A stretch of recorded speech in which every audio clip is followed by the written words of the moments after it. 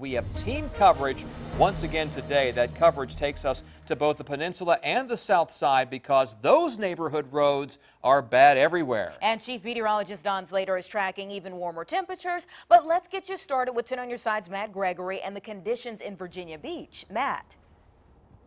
Yeah, today the roads clear that are main roads, the side roads and the neighborhood roads still leaving a lot to be desired. But thanks to the sun and warmer temperatures, a clearing is possible.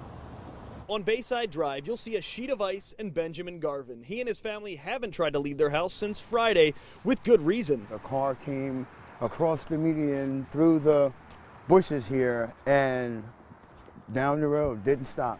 That wreckage left behind lines a street Garvin would rather not drive on. Oh, it's solid ice. It's all the way through, all the way around. Icy roads continued in side streets across the area.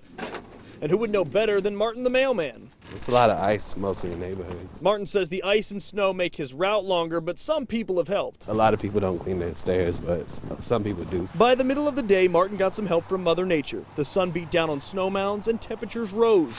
The spraying of slush replaced the grind of the snow plow and the sound that Benjamin Garvin has waited all weekend to hear. Snow melting, snow melting. I got a lot of running around to do. Mother Nature's plow slowly clearing the streets of Virginia Beach. Yeah, but not clear enough, as you heard Tom and Anita say. Virginia Beach schools closed again tomorrow. In Virginia Beach, I'm Matt Gregory. 10 on your side.